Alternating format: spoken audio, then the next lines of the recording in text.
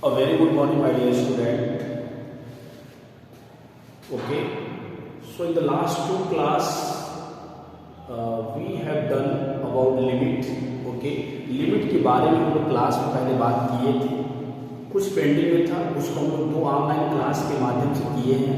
ठीक है, पहली क्लास में हमने जितने भी लिमिट का फार्मूला था उसको लिखवा दिए थे। लिमिट का फार्मूला मतलब इन द सेंस जो फार्मूला यूज करेंगे। उसके अलावा हम लोग बात किए थे जो लिमिट का जो रूल है, रूल को जो फॉलो करना है उसको भी लिखवा दिए थे। ठीक है, उसके बाद हम लोग प्रूव भी किए थे।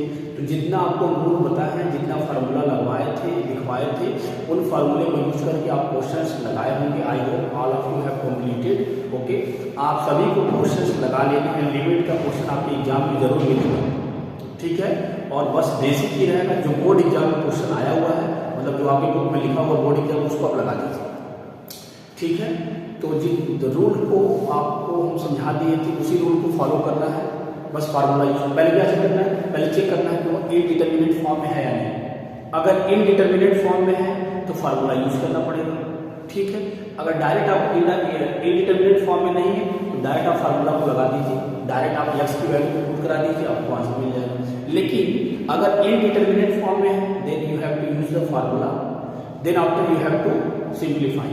ओके, तो कुछ क्वेश्चन हम लोग करेंगे, ऐसा नहीं है, हम क्वेश्चंस लगाते रहेंगे, आपको वीडियो भेजते रहेंगे। ठीक है, तो बेसिक चीज तो हो गया है। अब क्वेश्चंस आप लगाते रहिए, जो मुझे लगेगा इंपॉर्टेंट क्वेश्चंस है उसको हम लोग यहाँ पे सॉल्व करा के आपके हम ग्रुप में डाल दिया करेंगे। ठीक है, आप सभी लोग वीडियो को देखा करिए, वीडियो देखोगे तो फायदा मिलेगा।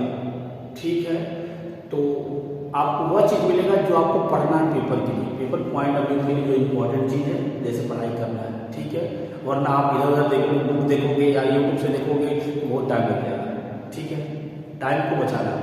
ओके, अब देखिए हम लोग बात करते हैं ग्रेटेस्ट इंटीजर फंक्शन, क्योंकि जो लिमिट का जो चैप्टर था उसमें 2 एक्सरसाइज रहा था। एक्सरसाइज जो पहला रहा होगा उसमें तो बेसिक क्वेश्चन रहा होगा, वो लग गया होगा, कोई दिक्कत नहीं है। और पेपर में मान के चलिए आपको क्वेश्चन उसी से ही आएगा, पेपर में उसी से क्वेश्चन आपको मिलेगा, बेसिक प्रॉब्लम रहेगा।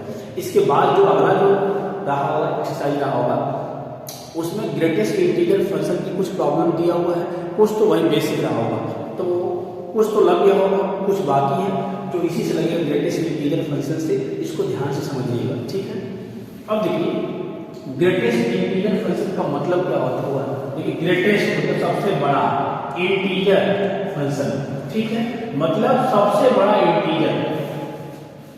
ठीक है, अब देखिए दिस इज द सिंबल, या किसका सिंबल है, यह आपका किसका सिंबल है, ग्रेटेस्ट इंटीजर फंक्शन का। लेकिन आपको कंफ्यूजन हो सकता है, यह एक ब्रैकेट भी होता है, यह एक ब्रैकेट भी होता है। ठीक है, तो कैसे पहचानोगे, पेपर में यह ब्रैकेट लगा हुआ है तो ग्रेटेस्ट इंटीजर फंक्शन, जब ब्रैकेट रहेगा तो कुछ नहीं लिखेगा, लेकिन जब यह ग्रेटेस्ट इंटीजर फंक्शन के लिए बोला जाएगा तो वहां लिखा रहेगा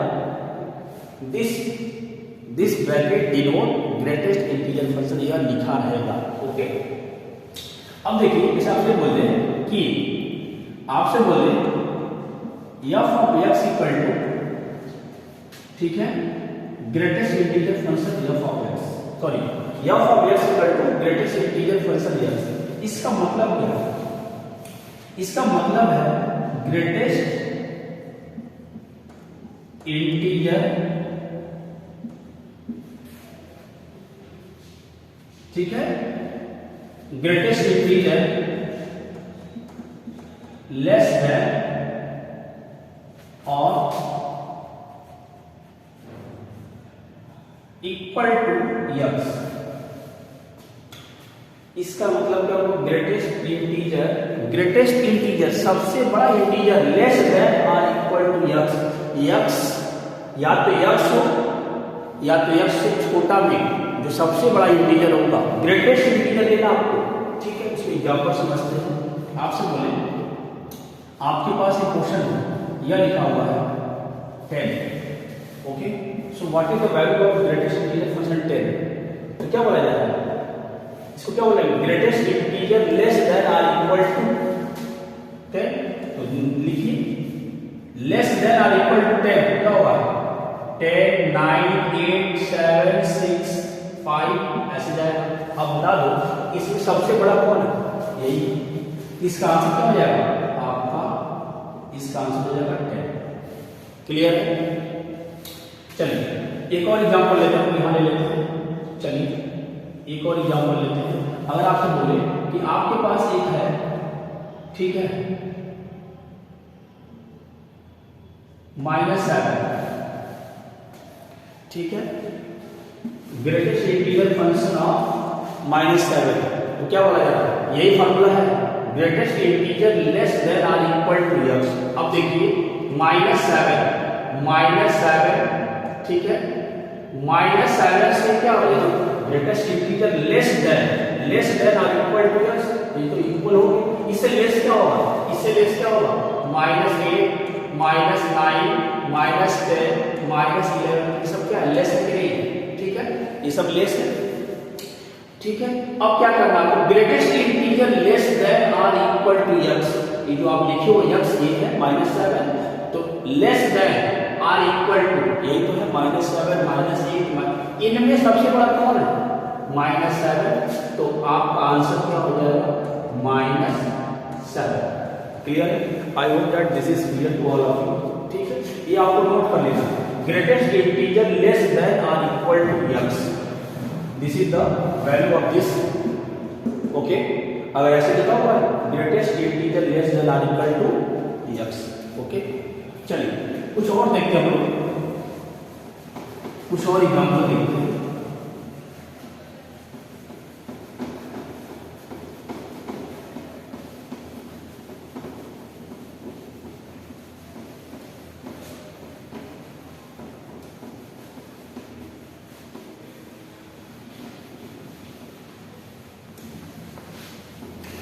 अब देखिए आपसे बोले you have to find the value of greatest integer function of 5.2, this is the decimal number, okay.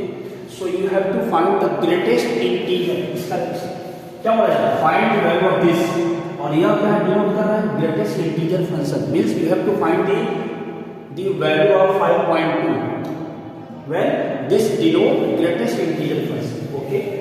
तो इसका रूल क्या होता है, less than or, greatest integer less than or equal to x, यह मान लो x है, ठीक है, यह इंटीजर तो है, तो greatest integer less than or equal to क्या है 5.2, ये आपका इंटीजर नहीं, इससे लेस में जाओ, क्या मिलेगा 5, फिर क्या मिलेगा 4, लेस है ना, less, greatest integer less than or equal to x, तो x हो गया, इक्वल जब है, जब 5.2 हमारा इंटीजर नहीं है, इससे लेस में क्या 5 है, फिर क्या मिलेगा 3 मिलेगा, 2 मिलेगा, 1 ऐसे मिलेगा। अब बता दो इनमें सबसे ग्रेटेस्ट कौन है, यही, तो इसका आंसर क्या हो जाएगा, this is the value of this, okay. So this is the answer, greatest integer function 5.2 is what 5, okay. फिर आपसे बोले डायरेक्ट देखिए, ग्रेटेस्ट इंटीजर फंक्शन ऑफ 6.7 है, ग्रेटेस्ट इंटीजर फंक्शन 6.9 क्या है, 6 है। क्लियर है?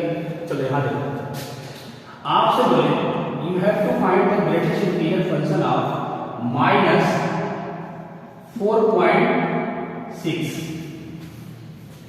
Okay. You have to find the greatest integer function of -4.6, इसका मतलब क्या है,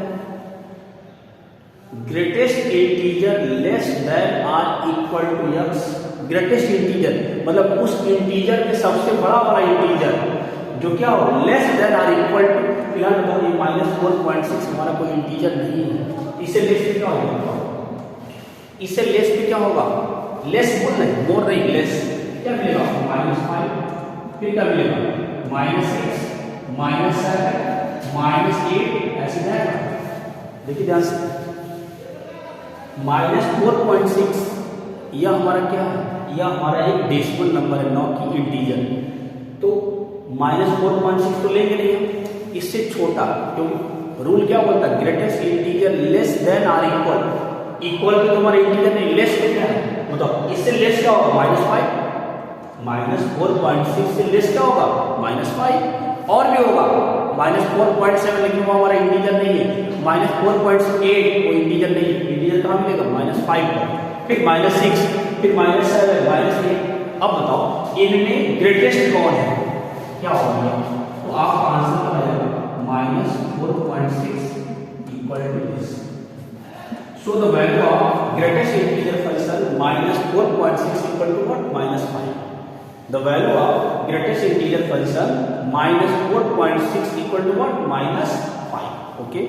So I hope that this is clear to all of you. Okay.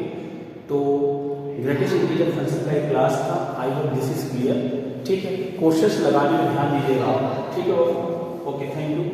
अब आप कोशिश लगा लीजिए। लिमिट का बस इतना ही था।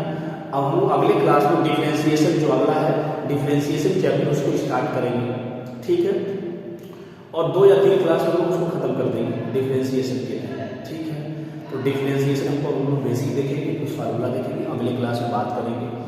वहाँ पर भी लिमिट का यूज है। अगर आपको डिफरेंशिएशन नहीं पता है, सॉरी, अगर आपको लिमिट के बारे में नहीं आइडिया रहेगा तो डिफरेंशिएशन में प्रॉब्लम होगा। इसीलिए बोल रहे हैं कि लिमिट को आप अच्छी तरह से लगाइए। पेपर पॉइंट ऑफ व्यू से लिमिट भी इंपॉर्टेंट है, क्वेश्चन आपको एग्जाम में मिलेंगे। Okay, thank you. लगा लीजिए, जो डाउट हमसे पूछिए।